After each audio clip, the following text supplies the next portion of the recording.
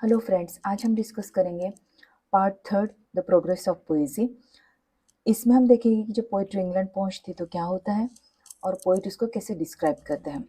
Far from the sun and summer gale. अब Rome और Italy में क्योंकि गर्म मौसम होता है तो वहाँ से दूर, एंड समर गेल, गेल का मतलब होता है तेज बहती हुआ, तो सूरज और धुपकाले की तेज बहती हवाओं से दूर। In the green lap was nature's darling laid. Green lap, lap का मतलब होता है गोद, ग्रीन मतलब हरी, नेचर मतलब प्रकृति, डार्लिंग मतलब प्रिय, लेड मतलब पैदा होना। तुम्हारी हरी गोद में प्रकृति के पुत्र का जन्म हुआ। What time where lucid Avon strayed. Lucid का मतलब होता है शुद्ध, क्लियर। एवॉन एक रिवर का नाम है, स्ट्रेड मतलब फ्लो। ऐसे वक्त जहाँ शुद्ध एवॉन नदी बहती थी। जैसे आप जानते हैं कि शेक्सपियर को बार्ड ऑफ एवॉन कहा जाता है, तो इसीलिए यहाँ पर एवॉन नदी का रेफरेंस हमें मिलता है। To him the mighty mother did unveil. To him मतलब उसके लिए, शेक्सपियर के लिए। The mighty mother did unveil, unveil का मतलब होता है अनकवर करना, हटाना। माइटी मतलब पावरफुल, या हम वैभवशाली भी कह सकते हैं। और मदर, यहाँ पर मदर नेचर की बात की जा रही है। उसके लिए ताकतवर माँ प्रकृति ने अपना घूंघट खोला। हर awful face, the dauntless child, awful का मतलब होता है भयंकर, उसका भयंकर चेहरा देख, द डॉन्टलेस चाइल्ड, बहादुर बच्चे ने, stretch fourth his little arms and smile, stretch four मतलब फैलाना, आगे की तरफ फैलाना, अपनी बाहें खोली और मुस्कुराया। This pencil take, she said, she मतलब माँ प्रकृति, whose colours clear, this pencil take, माँ प्रकृति ने कहा, यह लो ब्रश जिसके साफ रंगों से, richly paint the vernal year, vernal का मतलब होता है बसंत ऋतु, richly paint the vernal year, वसंत के सौंदर्य को खूबसूरती से चित्रित किया जा सकता है। Thy tooth is golden keys immortal boy, immortal मतलब अमर, गोल्डन मतलब स्वर्ण। माँ ने उसे अपना अमर बालक कहकर उसे 2 स्वर्ण चाबियां दी। अब यहाँ शेक्सपियर को अमर इसलिए कहा गया है क्योंकि उनके वर्क ऐसे हैं कि उनका नाम आज भी जिंदा है, भले उन्हें उनकी डेथ होकर कई साल गुजर चुके हैं, तो इसलिए यहाँ पर उन्हें अमर कहा गया है। This can unlock the gates of Joy, ये जो 2 चाबियां हैं इनमें से एक से क्या हो सकता है, गेट्स ऑफ जॉय, खुशी के दरवाजे खुल सकते हैं, या फिर आतंक और रोमांचकारी डर भी। थ्रिलिंग मतलब होता है रोमांचकारी, आतंक मतलब भय। मतलब एक चाबी ऐसी है जिससे खुशी के भी दरवाजे खुल सकते हैं, वहाँ पे आतंक, भय, दुख, या फिर डर भी, जिससे रोमांच पैदा हो, ऐसा डर भी वहाँ पे मिल सकता है। और open the sacred source of sympathetic tears, या फिर दूसरी चाबी से वह खोल सकता था करुणा के पवित्र आंसुओं का स्तोत्र। सैक्रेड मतलब पवित्र, सोर्स मतलब स्तोत्र, सिंपैथेटिक मतलब करुणामय। अब इसका मीनिंग क्या है ये समझ लेते हैं कि जब माँ प्रकृति ने ब्रश दिया शेक्सपियर को जिससे रिचली पेंट किया जा सकता था, जिसमें साफ कलर्स थे, इसका मतलब ये है कि शेक्सपियर में वो स्किल था, वो क्वालिटी थी कि वो मनुष्य के हर इमोशन को, हर फीलिंग को बेहतरीन तरीके से रिप्रेजेंट कर सकते हैं। अब उन्हें 2 चाबियां दी और उसमें से एक से खुशी के दरवाजे खुल सकते थे, और या फिर हॉरर या रोमांचकारी भय, और दूसरे से करुणा के पवित्र आंसू। इसका मतलब क्या है कि वो ट्रेजेडी और कॉमेडी दोनों लिखने की स्किल रखते थे। तो ट्रेजेडी का मतलब हो गया कि जिसमें से आपको आपके आंसू बहते हैं। When you read the drama, tragic drama of Shakespeare, तो आपका कहीं ना कहीं आंसू निकलते हैं आपके, यू फील दैट इमोशन। तो इसलिए यहाँ पर कहा गया है कि शेक्सपियर को मानव की सभी भावनाओं को ज्ञान था, इसलिए माँ प्रकृति ने उन्हें ट्रेजेडी कॉमेडी लिखने की योग्यता प्रदान की थी। ये हो गया फर्स्ट पार्ट। अब देखते हैं second one, second stanza. Nor second he that road सबलाइन। अब यहाँ पर बात की जा रही है मिल्टन की। Now in this stanza the poet is going to talk about Milton and Dryden. Nor second he, वो भी किसी से, कभी मिल्टन भी शेक्सपियर से किसी भी प्रकार कम नहीं है।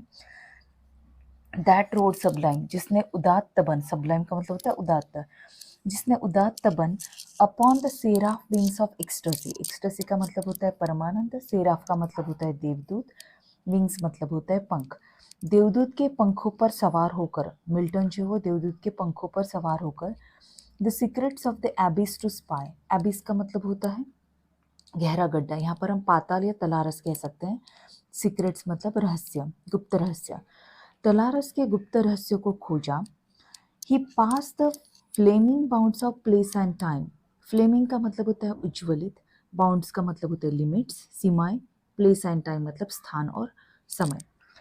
ही पास द, उसने उज्ज्वलित सीमाओं को लांघा जो स्थान और समय को अलग करती है।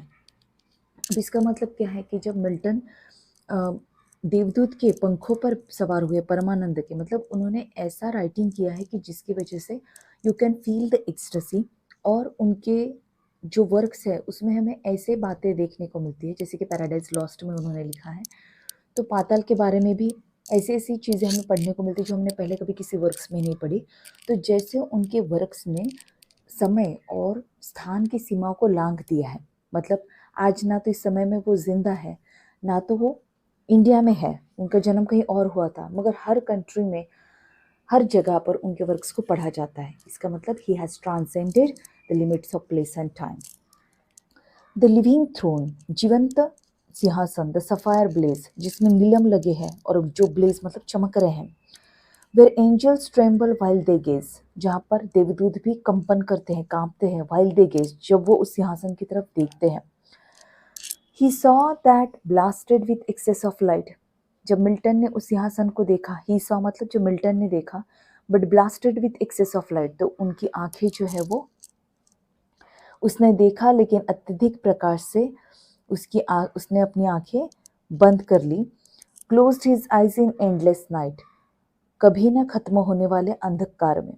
अब इसका मतलब क्या है कि मिल्टन ने अपने वर्क में या अपने प्रतिभा से भगवान के दर्शन कर लिए।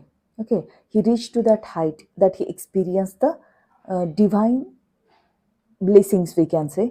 लेकिन जब उन्होंने भगवान के दर्शन कर लिए तो क्या हुआ कि वहाँ पे इतना ज़्यादा प्रकाश, अत्यधिक प्रकाश, that is human eyes couldn't bear that excess light, जिसकी वजह से उनकी आंखें जो वो अंधी हो गई। जैसे कि आपको पता होगा कि मिल्टन बिकेम ब्लाइंड, तो उसका रेफरेंस हमें यहाँ मिलता है। Behold where Dryden's less presumptuous car, behold देखो, जहाँ ड्राइडन की थोड़ी कम, प्रिजम्पशस का मतलब वैसे तो अभिमानी होता है, अभिमानी रथ कह सकते हैं हम, जहाँ पे ड्राइडन की कम प्रतिभाशाली रथ कह सकते हैं, मतलब यहाँ ये कहा जा रहा है कि मिल्टन से थोड़ा कम टैलेंट ड्राइडन में था।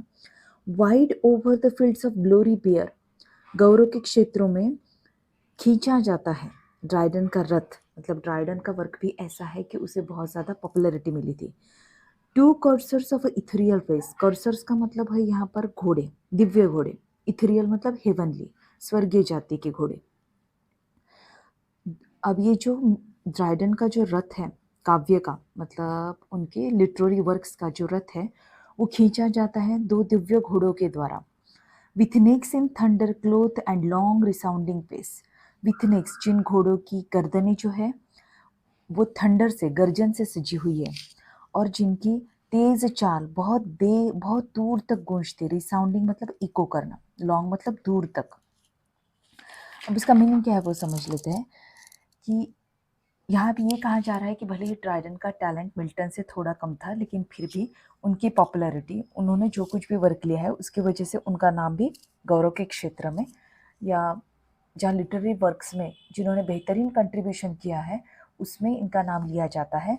और आज भी उनका ये जो रथ है, गौरव का उनका जो रथ है, उनकी पॉपुलैरिटी का जो रथ है, वो आज भी जो है वो बहुत दूर तक चला जा रहा है, मतलब आज भी उनकी ख्याति जो है वो बनी हुई है। अब देखते हैं last part. Hark his hands the lower that the lyre explore. अब इस स्टांजा में पोइट जो है वो बात कर रहे, पिंडार की बात करते हैं और फ्यूचरिस्टिक विजन की भी बात करते हैं इंग्लैंड में, कि कैसे लिटरेचर जो है वो पॉपुलर बनता है under the rule of Elizabeth.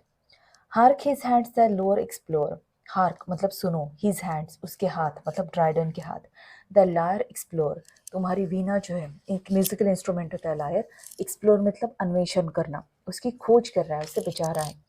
Bright eyed fancy hovering over, bright आइड मतलब चमकनी, उज्ज्वल नेत्रों वाली कल्पना शक्ति जो है, फैंसी कल्पना, हॉवरिंग ओवर छाई हुई है, उसके ऊपर क्या है, उज्ज्वल नेत्रों वाली कल्पना शक्ति छाई हुई है।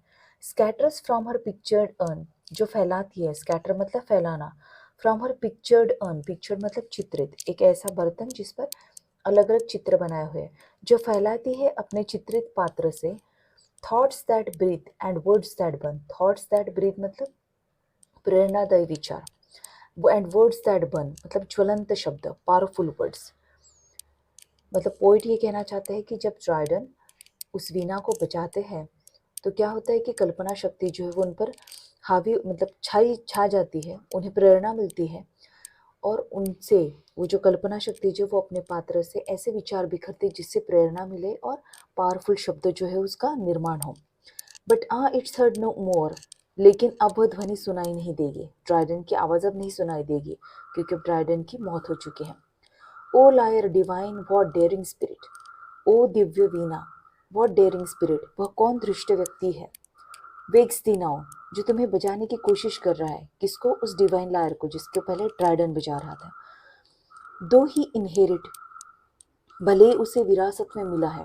अब यहाँ पर पोएट जो है वो खुद की बात कर रहे हैं कि भले ही ये जो ड्राइडन का जो वर्क है या मिल्टन का जो वर्क है ये विरासत में इन तक पहुँचा है कि because he belongs to the same country, nor the pride nor ample pinion, nor the pride, यहाँ पे प्राइड का मतलब एक्चुअल में प्रतिभा है, ना तो प्रतिभा, नॉर एम्पल मतलब सफिशिएंट पर्याप्त, पिनियन मतलब विंग, ना तो प्रतिभा और ना ही उतने पर्याप्त पंख है, दैट द थिबन ईगल बेयर, जो कि पिंडार के पास में था। अब यहाँ पे पिंडार को ईगल के साथ में कंपेयर किया जा रहा है, बाज पक्षी के साथ में कंपेयर किया जा रहा है कि पिंडार जैसे एक बांस पक्षी की तरह था जिसके पंख बड़े बड़े थे, मतलब उसके पास में बहुत ज़्यादा प्रतिभा थी।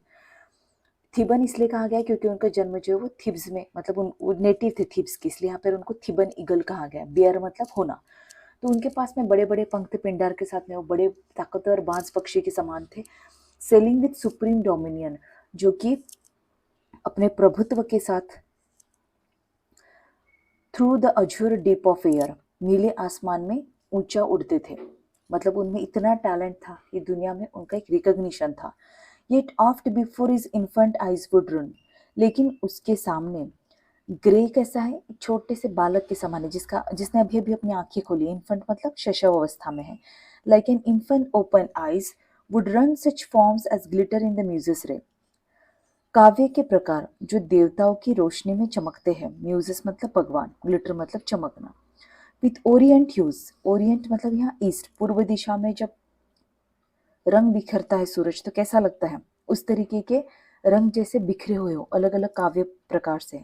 अनबोरोड ऑफ द सन, जो सूरज से ली हुई उधार रोशनी नहीं है। अब पोइट यहाँ पे ये कह रहा है कि भले ही ग्रे खुद अपनी बात करे कि भले ग्रे का टैलेंट जो है वो पिंडार के सामने कुछ भी नहीं है, वो अपने आप को कुछ नहीं मानते हैं ग्रे पिंडार के सामने, इसलिए वो कह रहे हैं कि वो इन्फेंट है पिंडार के टैलेंट के समक्ष। लेकिन इसके बावजूद उन्होंने जो कुछ भी लिखा है वो भले ही उसकी अपनी एक रोशनी है, उसका अपना एक स्थान है, उन्होंने जो कुछ भी लिखा है उनके काव्य का या उनके वर्क की जो रोशनी है वो सूरज से ली हुई उधार रोशनी नहीं, वो उनकी अपनी चमक है। येट शाल ही माउंट, फिर भी वो अपने स्तर को उठाएंगे, माउंट मतलब उठाना, स्तर को उठाना, and keep his distant way, और अपना अलग रास्ता रखेंगे, beyond the limits of a vulgar fate, जो कि दैव की सीमाओं से परे है। ओके, ऐसा वल्गर मतलब जो वल्नरेबल है, वल्गर मतलब यहाँ पे एक्चुअली अशिष्ट होता है, वल्गर का मतलब वल्गर फेट जिसकी लिमिटेशन है, जो नाशवंत है, ये जो बदलने वाला है। तो beyond the limits of a vulgar fate, दैव की सीमाओं से परे, beneath the good how far but far above the great, beneath the good how far मतलब फिर भी उसका स्थान उन व्यक्तियों से ऊंचा होगा जो सांसारिक लोगों से बड़े माने जाते हैं। अब beneath the good how far but far above the grade, अब पोइट कह रहे कि बीनीथ मतलब इस संसार में, द गुड हाउ फार जो लोग हैं जो किसी चीज को गुड मानते हैं, अच्छा मानते हैं, उन लोगों से वो कहीं ज्यादा ग्रेट होगा, but far about the grade, उन लोगों से वो कहीं ज्यादा ग्रेट होगा जिन्हें सांसारिक लोग बड़े मानते हैं। इसका मतलब यह है कि संसार में क्या होता है कि लोग उसको बड़ा मानते हैं जिसके पास में पैसा है। तो पोएट बोलते हैं कि कुछ लोग जो है वो इधर उधर से कॉपी करके बोलो या किसी और के बेसिस पे बोलो अपना स्थान बनाते हैं सोसाइटी में। तो भले दुनिया ऐसे लोगों को ग्रेट मतलब गुड मानती होगी, लेकिन पोएट कहता है कि मैं उन सब से अपने आप को बेहतर मानता हूँ क्योंकि मैंने किसी से उधार नहीं ली है रोशनी, किसी सूरज से। मेरे काव्य का जो भी प्रकाश है वो उसका अपना है, तो I am happy with that. तो ये था इस लास्ट स्टांजा का मीनिंग। अब इस पोएट्री को लिखने के पीछे की वजह क्या है वो समझ लेते हैं। थ्रू आउट द पोएम हमने देखा कि यहाँ पे पोएट्री का जर्नी दिखाया गया है, रोम से इटली, देन इटली से ग्रीस, रोम, इटली और इंग्लैंड। तो उसकी वजह यह है कि जब भी लिटरेचर में कंट्रीब्यूशन की बात आती है, the importance was given to the classical writers, जैसे कि रोमन और ग्रीक के राइटर्स को ज़्यादा इम्पोर्टेंस दिया जाता था। तो पोएट ने इस कविता को लिखकर ये बताना चाहा है कि इंग्लैंड में जो ऑथर्स थे, they were none less than those Greek and Roman writers. भले शुरुआत उसकी ग्रीक और रोमन में हुई होगी लिटरेचर की, लेकिन उन फॉर्म्स को पॉलिश किया, उस लिटरेचर को एक नया दर्जा दिया, वो इंग्लैंड के ऑथर्स ने दिया है। तो उनका इम्पोर्टेंस यहाँ पर इस प्रोग्रेस ऑफ पोएजी के थ्रू पोएट ने एम्फोसिस किया है। अगर आपको एक्सप्लेनेशन अच्छा लगा हो तो don't forget to subscribe to the channel, hit the like button and share the video.